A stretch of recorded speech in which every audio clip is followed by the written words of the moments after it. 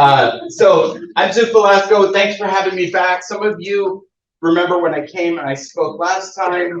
For those of you who weren't here, just the 2-minute introduction. I started my career as a professional breakdancer. I know that's the first thing you notice when you look at me is, wow, that guy looks like a breakdancer. But I did that for 12 years, and I ran prison art programs, and I ended up 23 years running art centers. And then I got into being a business professor for nonprofits because during the recession, we grew 400% when most arts nonprofits in the country were failing by about 20%. And so people asked me how we did it. So that became a book and ended up getting me into teaching at Cal Poly and Cal State Fullerton. So after being out of it since 2017 of actually running an organization, I decided this year to get back in the fray. And so I'm, as it was said, I'm now running an organization that gets scholarships for Fullerton College, which I think is a very important mission because junior college is really that bridge where you can get an education or you can fail to get an education. And that bridge is super important to our society. So for me, that was a very important mission. So I wrote this book, Growing Small to Large, because I wanted to find out when I started running the Center for Nonprofit. It's actually called the Center for Nonprofit Research, and I thought, well, I get to do a research project, and nobody gave me any money to do a research project, unfortunately. But I did get a very small grant from the Orange County Community Foundation, and that was enough to buy the data I need, the data set I needed to do this research project. And what I wanted to find out was, I grew 400% during the Great Recession. What other organizations did? And what did we all have in common? So that's what my goal was. And through that rabbit hole, I ended up finding out that almost everything we believe about nonprofit fundraising is wrong. So I'm going to ask you, when I say the word nonprofit fundraising, what do you think of? What's the thing that traditionally, like if you were in a group of nonprofit executives and you said, what's your major source of fundraising? What do you think most people would say?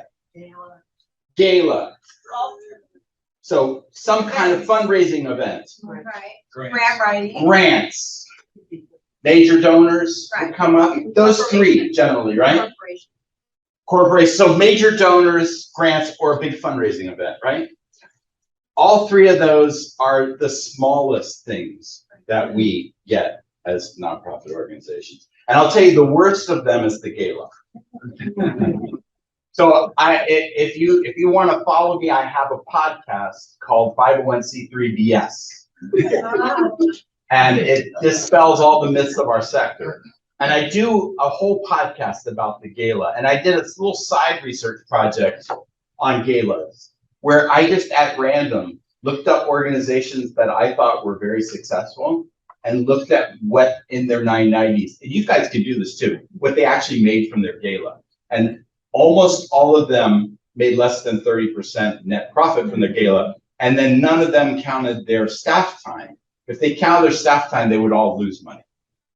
Because you spend more than 30% of your gala costs on the staff that you use to staff it. Because usually a gala is all year long. But that's a whole nother story. Let's get into this. So government grants, nationally, 10% of income. Endowment income, usually it's less than 5% for most organizations.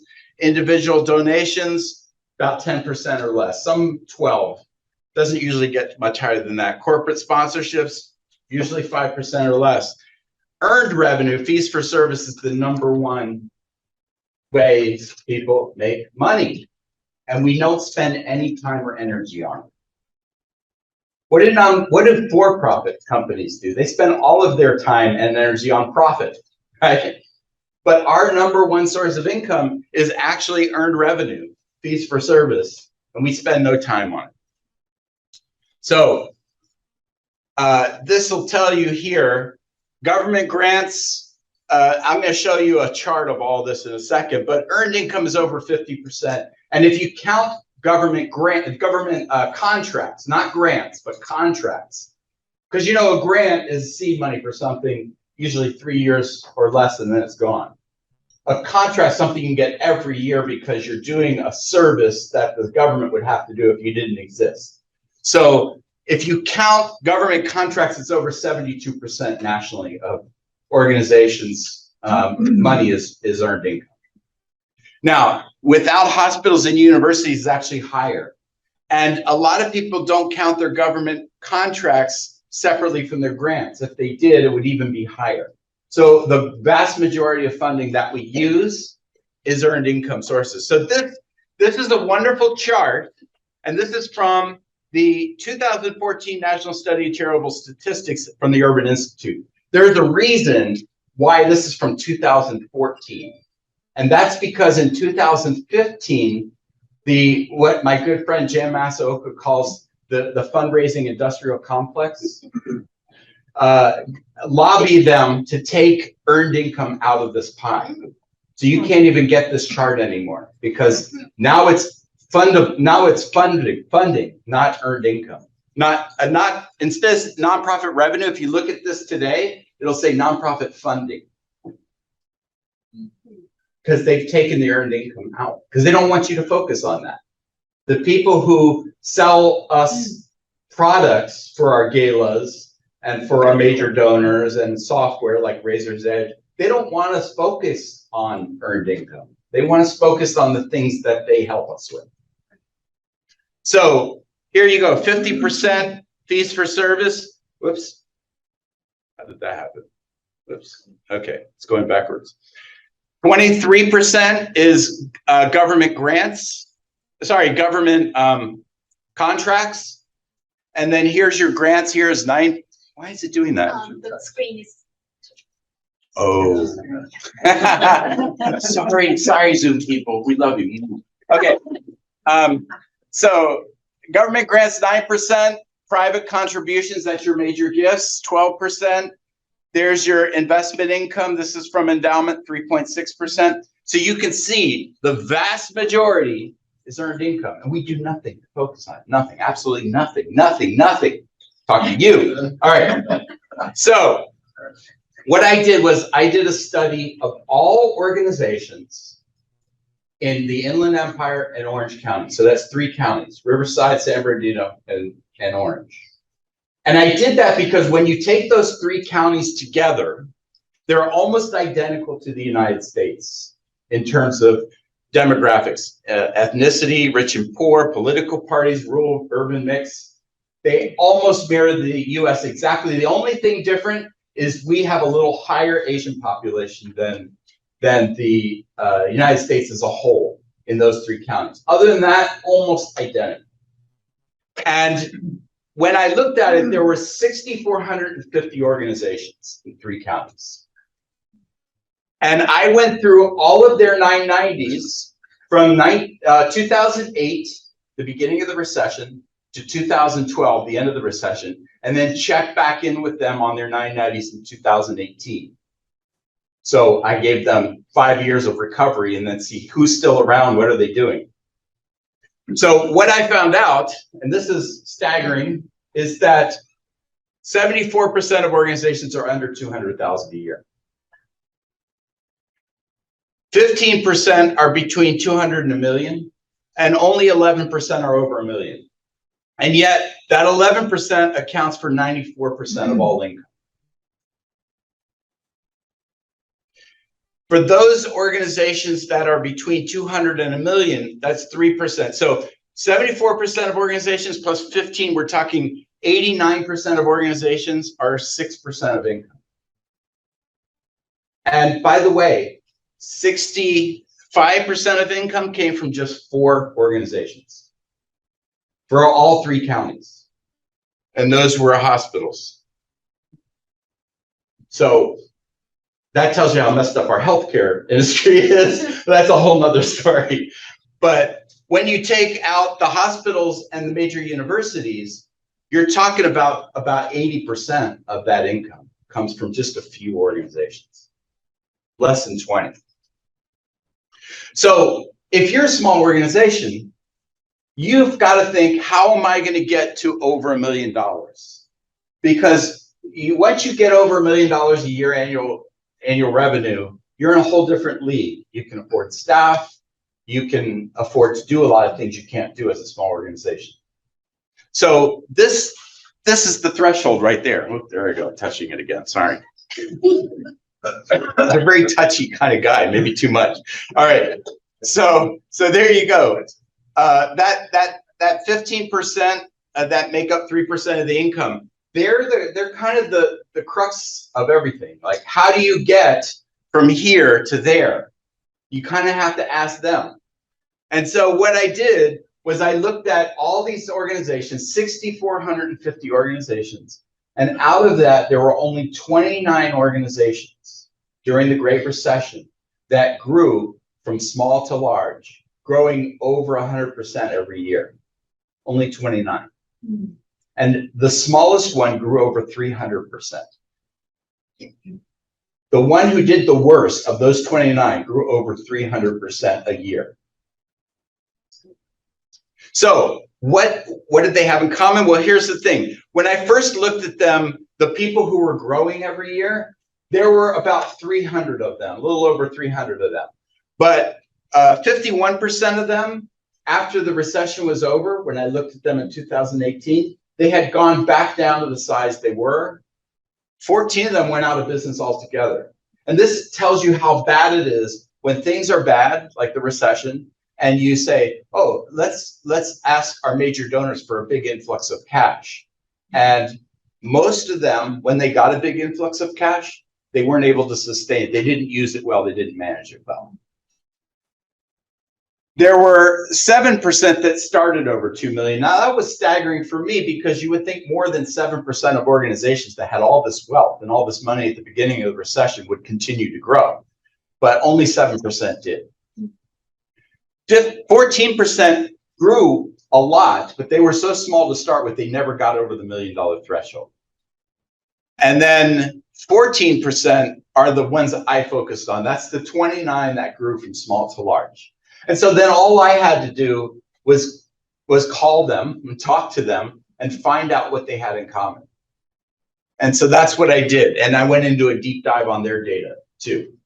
So this shows you all the organizations, the ones that failed during the recession, the ones that succeeded, and that little tiny dot of 29 organizations that grew from small to large. So that's who I focused on.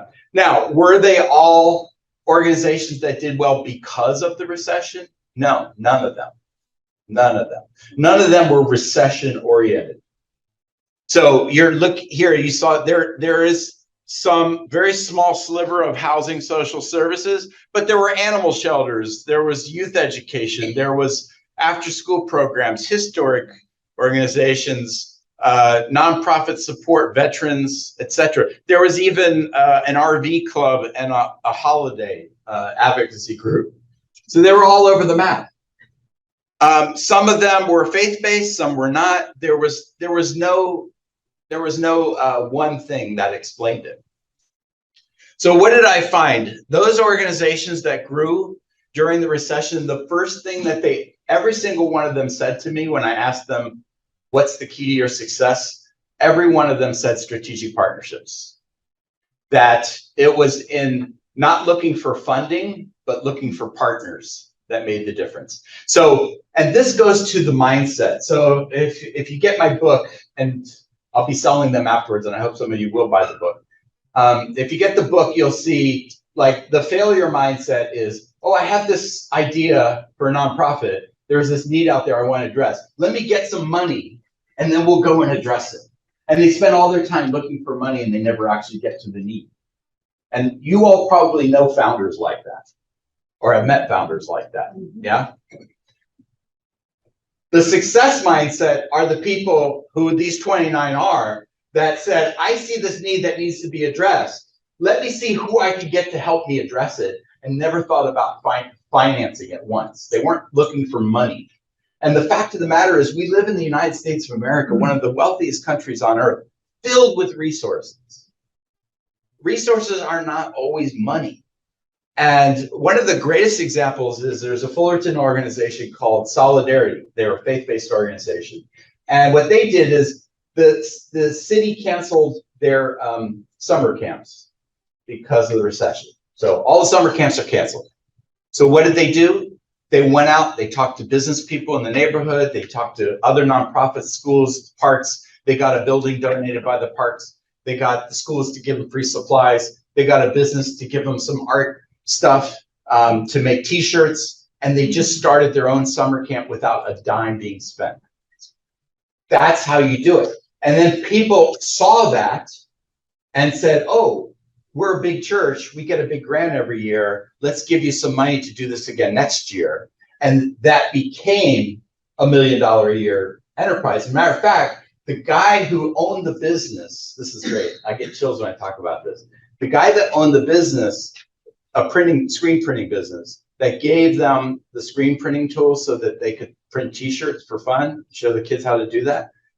He ended up donating all the supplies because he upgraded. And those supplies started a t-shirt business for Solidarity called Solid Tees. That t-shirt business, which was modeled after Homeboy Industries, that t-shirt business, after 4 years, was a $400,000 a year business. And they sold it to the kids running the business. And now the kids own it. Yeah. And then they did the same thing with a coffee shop. So the people who grew during the recession, they grew on social enterprise. They grew on fees for service. They grew on government contracts. And they did it because they didn't go out looking for money. They went out looking for partners. That's a really key difference, that mindset. I'm not looking for money. I'm looking for how to get this done by hook or by crook with whatever resources are available. It's about building relationships, right? It's all about building relationships. And that's, for my career, that's certainly been true for me. So these are some of the organizations that were at the top of the list. Most of you guys know who Charitable Ventures is, right? In 2008, they had $150,000 a year. They're a $12 million a year organization. And that was all due to partnerships that Ann Olin, the queen of partnership building, did. She was great at building partnerships. Solidarity, I just told you their story. The Boys and Girls Club Central Coast used to be the Boys and Girls Club of Santa Ana. Robert Santana, you guys know him? He's a great speaker for you if you haven't had him. His story is hilarious and amazing. But he started out with one club, Santa Ana Club. He said that he has a great quote because he did a leadership thing for me at Cal State Fullerton. He said that I went to the club coming out of the Air Force looking just to be a volunteer, and they put him in the teen center because nobody wanted to be there. And he said they were giving pizza and video games, and they were so happy they were keeping these kids off the street. And he went to the board meeting and he complained. He said, "You guys are so happy about pizza and video games. I could do that with an Xbox. I don't need a Boys and Girls Club for that. I can do that. I can just keep kids home with an Xbox and order pizza if I'm a parent. What do I need you for? We should be like setting up for the future." He was like yelling at them, and they hired him to run the teen center. And now he runs 55 clubs in South Orange County. Cure de Shane. How many people have ever heard of Cure de Shane? Okay, so they're Orange County based. The leader of that group had a son who had this very rare disease. Now, if you don't know about Duchenne's disease, it's a disease that attacks boys in their teenage years, and by the time they're in their early 20s, they're dead. It's a very debilitating disease. She knew this and started a network for parents across the country who were parents of Duchenne's disease. And she was able to, through this network, create money for funding the disease and started a venture capital firm specifically for this disease. And one of their things that they invested in paid off. And now they're multi-million-dollar a year organization because of their venture capital. Completely different model, but still using earned income. And it all started with her creating a network. Creative Solutions is a foster care agency in Riverside, run by this really wonderful Filipino man whose wife died from cancer. And he was a dean of philosophy in the Philippines. And he came to America to get her treatment because he went to school here in his undergrad. So he came back to get her treatment because better hospitalization stuff here than the Philippines. And he got a job as a social worker. And before long, he was the administrator for an agency. And he said they were just terrible at how they did everything. And so he thought, I could just start my own. And he had a little side business flipping houses, and he made a lot of money on it. So he put his own money into 150,000, and within 2 years, he was a $2 million organization because he was doing something better than anyone else was through a network with parents and creating a better network with parents. He was able to get contracts in 5 counties. So these are all the stories. Del Sol is an organization that, as per her PhD, she thought there's a better way of educating developmentally disabled kids who are severely developmentally disabled. Mostly they were just being babysat. And she thought there's a way to educate them. And she did her whole PhD dissertation on it. And she started a small program with one school district, and that blossomed because it was successful. And now she's in, I think, 5 or 6 school districts and, you know, a couple $1 million a year organization. So all of these just had a better way of doing things and created a network to make something happen that wasn't happening. So what you need to do is gather people to your mission, focus on that sustainable income. And all of my interviews had some background or training in management or leadership. Now, in one case, like Kira Deshane, she had an MBA. In another case, like Solidarity, they just had a leadership course at a local church. It didn't matter the level of leadership course, it just mattered that they had it. So that was the big thing. And then the other thing is that 69% of those 29 organizations grew entirely on earned income. Not one of my 29 organizations, including my own at the time, had a fundraiser on their staff. None. Think about that. Because fundraisers are that traditional way of fundraising. All the things that make up those 10%, they're not the things that are driving our income. And that's what we focus on. So 21% grew completely on social enterprise, like Kira Deshane, like Solidarity. 27% grew on government contracts, like Del Sol and Creative Solutions. 21% on fees for service. One of my organizations was a after-school soccer program for Spanish-speaking parents. And they just did a better soccer program than the other soccer programs, and they were better at recruiting parents. And now, if you don't know anything about this, a very important program for the Spanish-speaking community, soccer. You know, it would be like Little League football to, you know, most middle of the country white parents, right? It's very important. And so the people are paying for uniforms and fees, and these are undocumented people who are generally not making high-paying jobs, but they made all of their money on fees for service because they were just better at networking with parents than the other organizations were.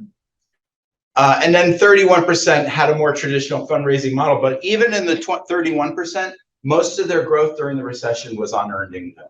Thrift shops, one organization was an SPCA, and what they did, it was Palm Springs, ASPCA. And what they did to grow was they lobbied the city to up the fees and give the money to them because they're doing all the work for the city in terms of being the dog catcher and all that. So they were able to get the fees from the city to be higher coming to them. And that's how they grew during the recession. But you haven't heard me say anything about major donors or galas. So this is what I was talking about earlier, the funding pyramid of doom, I call this, where somebody sees a need and then they just go out and look for funding so they can do it, but they never get to the doing it because they spend all their time looking for funding. What the people who are successful do is they see a need, they gather people together to address it, they lead them into a plan, they do whatever they were setting out to do, then they tell everybody about it, and that leads to funding for a bigger thing, because now they have proof of concept. So like Solidarity did this, and then by the time they got here, people were throwing money at them because they proved they could do it. So let's get away from the term nonprofit I think I said this to you last time. It's like, you know, who does something to not make a profit? Our goal is impact. So let's be for impact organizations instead of nonprofit organizations. So that's why my book is about social impact, not about nonprofits. These are all different ways that people get money in our organizations. And in-kind is great. And a lot of things like Solidarity, they started on an in-kind. Their whole first year camp, not a dime passed between anybody. And most of my early successes were just gathering people and say, let's do something and just make it free. When I was at the Muckenthaler, I felt really strongly that there were a lot of programs in the community for boys coming of age because of gangs, but there was nothing for girls. And so we started a quinceañera for shelter girls. And we just asked all the shelters to contribute a person to the committee, and together we'll figure it out. There's no money for this, we'll figure it out. We were able to get every single thing donated except for the cost of food, which was about $4,000.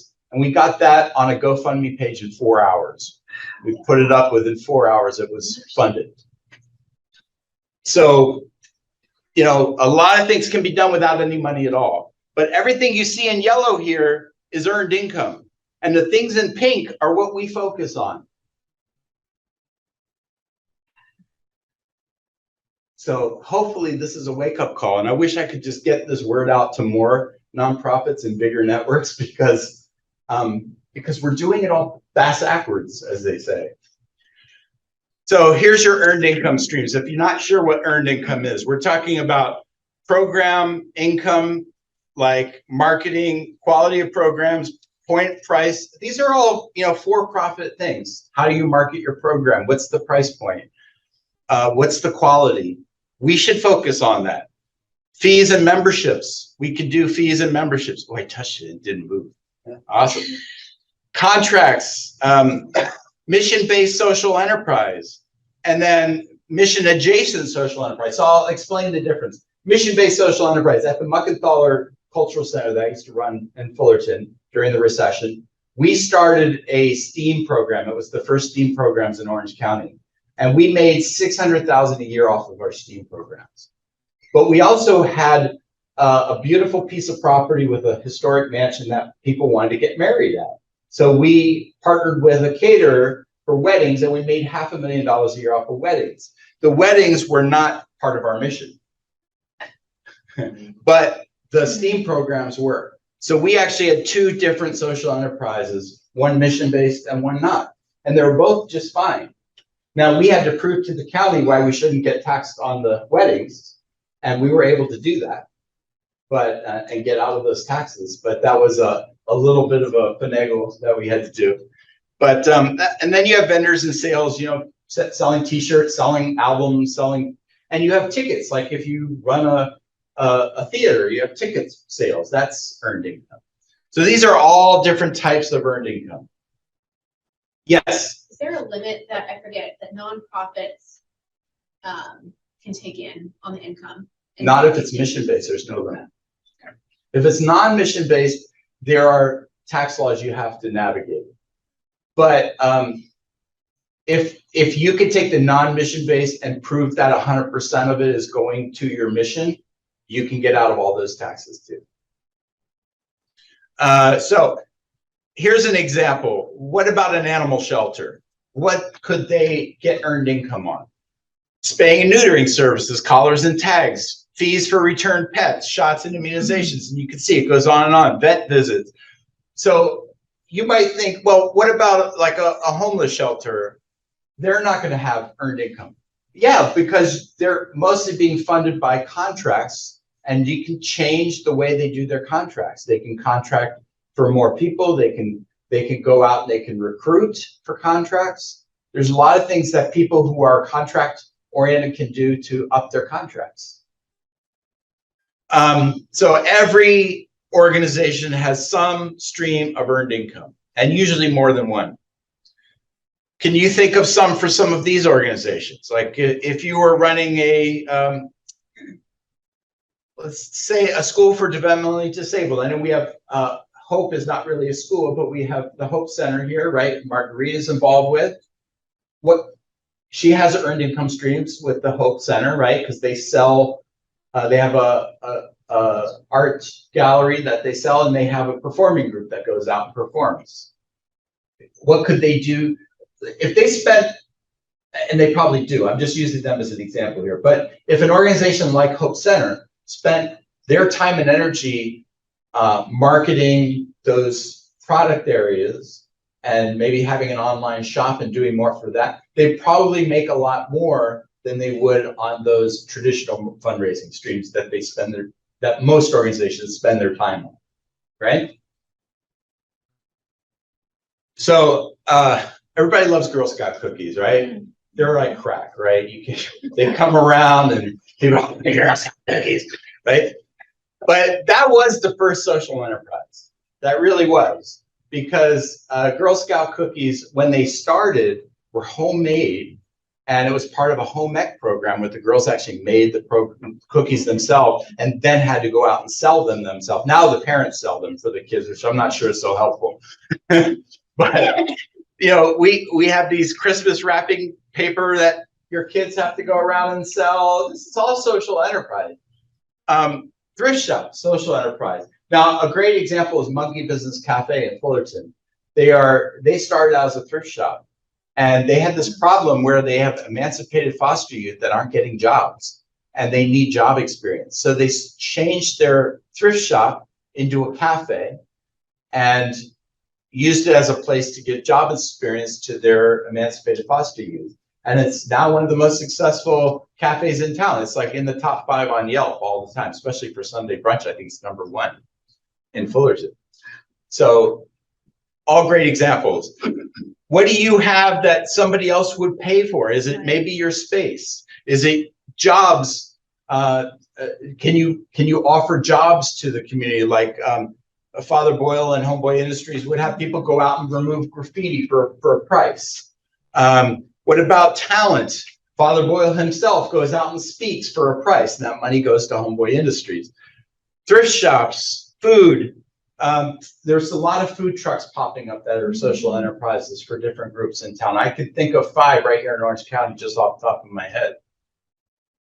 So what did we do at my new job? So I started a year ago, as it was said, and I want this organization that I'm running now to be completely self-sufficient in 5 years, meaning never have to go out and ask for a dime. So there's 2 ways we're going to do that. The first is by growing our endowment large enough that the endowment is contributing a significant amount for the scholarships that we fund. And the other is through social enterprise. Now, no college foundation has ever had a social enterprise. So what did I do? Well, I found out that there are no scholarships for our trade programs, and trades are a really important part of what we do. There's really a need for trades, and there's very few trade programs left in the community. A lot of them have gone dormant in the last 20 years. So our trade programs are very important. I found out that we have the first and largest drone pilot program in Southern California. There's only 4 colleges doing drone piloting. Drone pilots is the fastest growing industry in the United States. And if you become a drone pilot, you start in California at $68,000 a year. That's more than a management trainee starts coming in out of business school. So I decided, let's put together a program for drone pilots with an apprenticeship where somebody could come in, they could get a scholarship to go through the 11 credit course, which is about a year, and get their FAA license, and then we'll pair them up with an employer, and they'll do their 600-hour apprenticeship. The employer will kick back money because employers need people.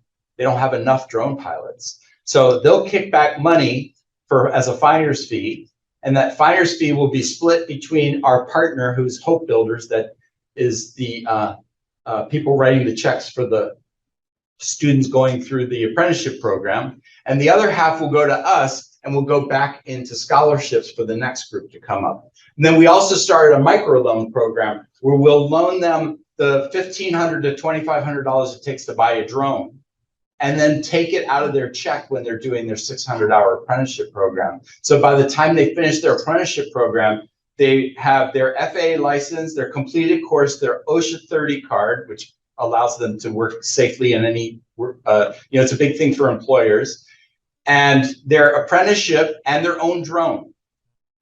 And then they can make $33 an hour average as a journeyman drone pilot. So we started this with drone pilots. We got a lot of grants from it because it's technology and everybody wants tech grants right now. I mean, every funder wants to give to tech programs. So we got a lot of grants for this. The Community Foundation was first on board. We got a $500,000 grant from the state. And Sam Welly chipped in, Southern California Edison, who employs drone pilots to check their lines, not only brought us money, but they brought us employers. And this is up and running now. It's the first in the country. There was no apprenticeship for drone pilot before we did this. So we have the first apprenticeship in the country for drone pilots, which means that we're probably going to be a magnet now for Uber Eats and Amazon, who are putting a lot of money into drone pilot delivery. And then we've now gotten a grant from the OC Farm Bureau to do the same thing with landscapers. And then we'll do it with cosmetologists, and then we'll do it with paralegals. But now that it's all set up, we can just plug any student in our trades into it, and the money comes back and it funds their scholarships. So, a drone pilot is very hard for somebody behind the digital divide because they don't have home internet. They can't really, go online and do simulator courses and the things they need to do to learn this at home. So they're behind the digital divide, but now we've figured out a way to basically make everything from the time they step on campus until they're working for an employer free and paid for. And paid for by them, because they're taking the money out of their apprenticeship program to pay for their drone. So each class is paying for the next class. So that's how we're making our program self-sustaining. So our 4-year scholarships will be self-sustaining from the endowment, and our trade scholarships will be self-sustaining from the apprenticeship programs. That's brilliant. Thank you. It's just brilliant. So all of this and more is in the book. It also, as part of, I did a training at the Gene Eshi Center for CEOs, and EC of OC was a big partner in that, and came and spoke at the end of our graduations. And what I learned from that training, and from the training I changed as I did my research. So it's all part of that book. The books are $44 online, but I have them for $30 here, and I'll sign them if you want them. You can also get digital copies. For those of you on Zoom, you can get digital copies online for, I think, about the same price as I'm selling the copy here. If you are not here today and you want to get a copy, just email me, and you can get a copy directly from me, but you can also get them online. They're just more expensive online, except for the digital. Yes. What's the access online for that? It's the publisher is Kendall Hunt Publishing. If you put in Zoot Velasco Kendall Hunt, it should come up.